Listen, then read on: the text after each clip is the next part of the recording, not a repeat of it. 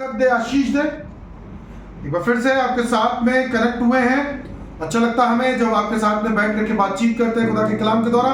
आज आपसे बातचीत करना मांगता हूं कि टाइट और ऑफरिंग हम क्यों लेकर के आते हैं, या क्यों इतना जरूरी है हमारे और आपके लिए। हमारे लिए टाइट और ऑफरिंग क्यों जरूरी है, क्यों हमें बार बार बताया जाता है कि हमें दान देना है, हमें टाइट देनी है, हमें ऑफरिंग देनी है और बेस्ट देनी है। उसका कारण आज आपको सिखाना मांगता हूं, और उसका कारण आपको मिलेगा पहला सैमुएल की पुस्तक, उसका 9 अध्याय, the book of Samuel, first Samuel chapter 9 verse 6, 7 and 8। पहला सैमुएल की पुस्तक उसका 9 अध्याय, उसकी 6, 7 और 8वीं आयत पे आज आपको गौर ले जाना मांगूंगा। आयतें तो बाइबल में बहुत सी है टाइट और ऑफरिंग के लिए, लेकिन क्यों इतना ज्यादा जरूरी है, हमें बार बार क्यों उभारा जाता है, हमें क्यों बताया जाता है कि हमें ऑफरिंग टाइट को बोना है। खुदा के कलाम से आपसे बातचीत करेंगे। जी पढ़िए पहला सैमुएल 9 अध्याय, उसकी 6, 7, 8। अभी तक निकल नहीं पाया।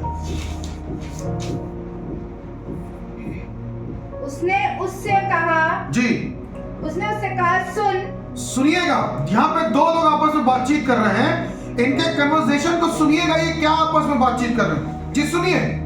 उसने उससे कहा, सुन जी, इस नगर में परमेश्वर का एक जन है। यहाँ पे वाक्या कुछ यूं हुआ है कि सैमुएल, शाऊल के पिता की गधियां जो थी वो खो गई हैं, और इसके पिता ने इसे गधियों को ढूंढने के लिए भेजा है, और ये उस रास्ते में कई दूर तक निकल गए हैं। शाऊल और शाऊल का एक सेवक या एक साथी है, और जब इन्होंने सब जगह ढूंढ लिया और उन गधियों को नहीं पाया, क्योंकि पहले के समय में गधियां बहुत इंपॉर्टेंट हुआ करती थी, क्योंकि गधियां या गधे काम करने के लिए योग्य थे, काम करने के लिए इन्हें इस्तेमाल किया जाता था, बोझा ढोने के लिए इस्तेमाल किया जाता था, और लोगों की पहचान पैसे से नहीं होती थी, उनकी पहचान होती थी जानवरों के द्वारा, और गधियां इनके लिए बहुत इंपॉर्टेंट मानी जाती थी, बहुत जरूरी मानी जाती थी।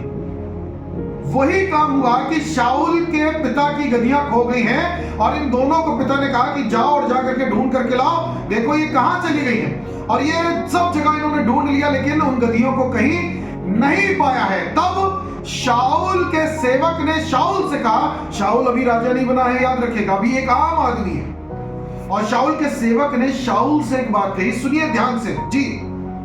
जिसका बड़ा आदरमान होता है, जिसका बड़ा आदरमान होता है, और जो कुछ वह कहता है, जो कुछ वो कहता है, वह बिना पूरा हुए नहीं रहता। वहां पे एक ऐसा शख्स है जहां पे हम और आप हैं, हमसे थोड़ी दूर पे एक ऐसा शख्स है, शाऊल के सेवक के लगा, वो व्यक्ति बहुत आदर मान के योग्य है, और जो बातें वो बोल दिया करता वो बातें पूरी हो जाया करती हैं। वो खुदा का दास है, और क्यों ना हम लोग उसके पास चले और चल करके उससे पूछे कि भैया तुम बताओ, क्योंकि हम तो हार गए हैं, हम तो सब चीजें भूल गए, हमें तो समझ से परे हो गया कि अब हम क्या करें, खाली हाथ हम घर जा नहीं सकते, नहीं तो पिताजी बहुत डांटेंगे।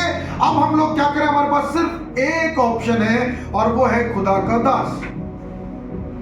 क्यों ना हम लोग चल करके उससे बातचीत करें, उससे पूछें कि तू हमें बता कि हमारे पिता की गधियां कहां चली गई हैं। सुनिएगा आगे जी।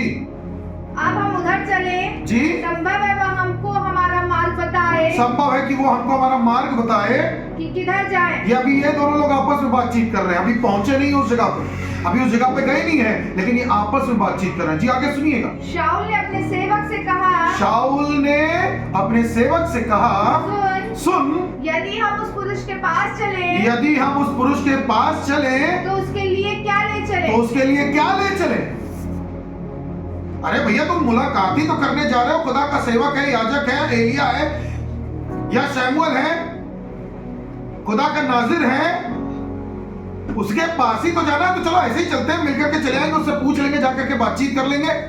नहीं, मालूम है पहले के समय में आप खुदा के पास और खुदा के याजकों के पास छूछे हाथ नहीं जा सकते थे। क्यों? क्योंकि खुदा ने उतनी इज्जत अपने सेवकों को दी है जितनी इज्जत वो खुद चाहता अपने लिए। आज हमें और आपको पादी साहब से मिलने जाना, पादी साहब के पास हाथ हिलाते हुए चलेगा, भाई साहब कैसे हैं, प्रेज द लॉर्ड, भाई साहब हमारे लिए दुआ कर दीजिए, हमारे घर में ये प्रॉब्लम, हमारे घर में ये दिक्कत, हमारे घर में ये परेशानी है। आप खुदा के दास को इज्जत दे कहां रहे हैं? आप जब खुदा के दास को इज्जत नहीं दे रहे तो आप खुदा को इज्जत कैसे देंगे जिसको आपने कभी देखा नहीं? आपको मालूम है खुदा का दास कितनी प्रार्थनाएं करता है आपके लिए, आपके परिवार के लिए, रात दिन हर समय हर घड़ी वो अपने परिवार को एक किनारे रखता है और वो आपके लिए दुआ और प्रार्थना करता है, आपके जीवन के लिए दुआ और प्रार्थना करता है। लेकिन हम आज भी खुदा के दासों को इज्जत देना पसंद नहीं करते हैं। हम छूचे हाथ पहुंच जाया करते हैं, अरे बस ऐसे ही यहां से निकल रहे थे, अरे ऐसे ही कैसे निकल रहे थे। खुदा के दास की इज्जत खुदा के बराबर की इज्जत है। और हम जब खुदा के भवन में, बाइबल बताती है जब तू खुदा के घर में जाना तब बहुत सावधानी के साथ में जाना। ये दोनों लोग आपस में बातें कर रहे हैं, एक प्रॉब्लम में भी फंसे हैं और एक दूसरे से बातें कर रहे हैं। और सेवक कह रहा है कि हम लोग को वहां चलना चाहिए खुदा के सेवक के पास, और अब संभव ये है कि वही हमें रास्ता बताएगा। शाऊल कहने लगा कि जब हम खुदा के दास के पास जा रहे हैं तो हम ऐसे कैसे चले जाएं, हम छूचे हाथ कैसे चले जाएं? आप सुनिएगा ये आपस में क्या बातचीत कर रहे हैं, सुनिए। देख हमारी थैलियों में की रोटी चुक गई है। कहने लगा, शाऊल कह रहा है कि हमारे थैले की जो रोटी हम लेकर के आए थे अपने साथ में वो खत्म हो चुकी है, और भेंट के योग्य कोई वस्तु नहीं है। बड़ी ताज्जुब की बात है। आज हम खुदा के दासों, आप खुद देख रहे हो खुदा के दास आपके वसीले से या आपकी वजह से कितनी प्रॉब्लम्स को फेस कर रहा है। आज कलीसिया फेस नहीं कर रही है, याद रखिए। जब कहीं पे कोई प्रॉब्लम क्रिएट होती है तो पादरी पकड़े जाते हैं, कलीसिया को कोई नहीं पकड़ता। पादरियों को पकड़ा जाता है, उनके ऊपर तमाम तरीके के एलिगेशन लगाए जाते हैं, तमाम तरीके से प्रॉब्लम्स को फेस करना पड़ता है उन पादरियों को। यहां तक फेस करना पड़ता है कि उनको बहुत से दिन अपने जेलों में बितानी पड़ती है, बहुत सी बदनामियों को झेलना पड़ता है। लेकिन हम क्या है, हम तो पादरी साहब ने कह दिया, हम बहुत छोटी छोटी सी चीजों में खुदा के दास को आंकने लगते हैं। हमें कभी चिंता ही नहीं होती कि खुदा के दास की चिंता क्यों करें। अरे भैया वो उनका काम है, वो पादरी है। अरे वो पादरी तुम्हारे लिए बनाए गए हैं, वो तुम्हारी सेवा करने के लिए बुलाए गए, वो तुम्हारे लिए प्रार्थना करने के लिए बनाए गए। इसलिए याद रखो कलीसिया खुदा का दर्जा जितना है उतना ही खुदा के दासों का भी दर्जा है। इसलिए तुमको जब खुदा के दास के पास जाना है तो अपने आप को बहुत मजबूत करके जाना है, अपने आप को पाक और पवित्र करके जाना है, और छूचे हाथ मिलने के लिए नहीं जाना। याद रखो, आपको जब सिखाया जाता है टाइट और ऑफरिंग बोलने के लिए तो उसका कारण है। लिखा हुआ है, शाऊल कहने लगा कि हमारे जो थैले की रोटियां थी वो चुक गई हैं, अब हमारे पास कोई भी वस्तु बची नहीं है। अब हम उसके लिए भेंट के लिए क्या लेकर के जाएं?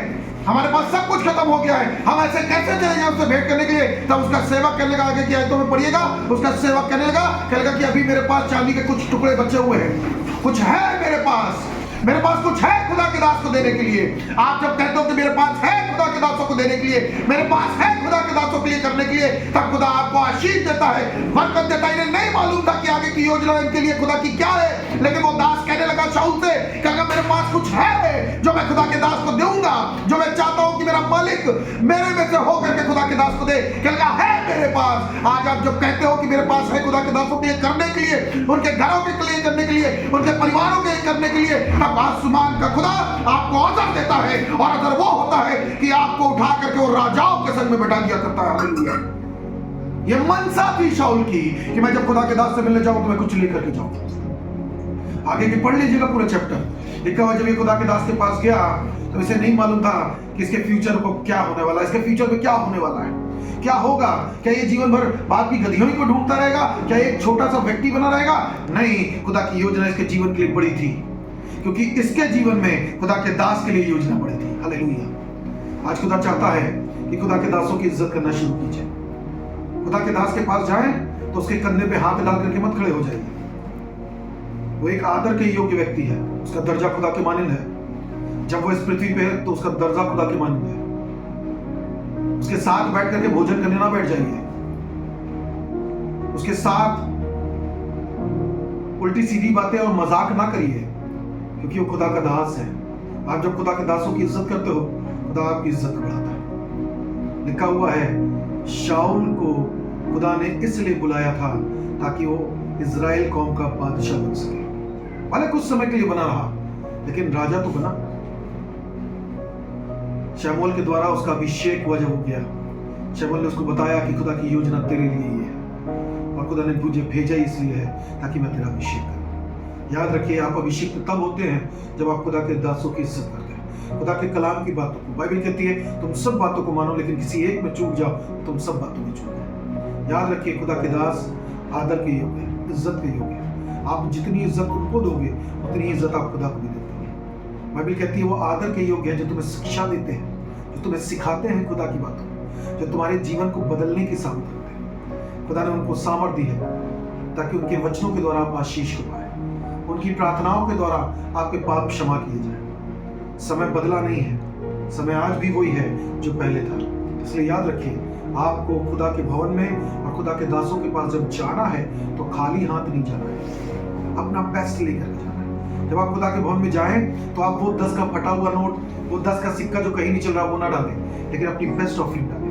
जब आप खुदा को बेस्ट देते हैं, जब आप खुदा के दासों के लिए बेस्ट करते हैं, खुदा आपके लिए अपने पास से बेस्ट करता है। आप सोचिए, आपका बेस्ट हो सकता है शायद 100 रुपए, आपका बेस्ट हो सकता है शायद 500 रुपए, आपका बेस्ट हो सकता है शायद 5000 रुपए हो, लेकिन खुदा के पास जो है वो इन सबसे कई हजार ज्यादा है जो वो आपके लिए करने जा रहा है। इसलिए याद रखिए, खुदा आपको आशीष देना चाहता है, उसने आपको बरकत देने के लिए बुलाया है। इसलिए खुदा के कलाम को पढ़ें, जाने, समझे और खुदा के दासों की इज्जत करें।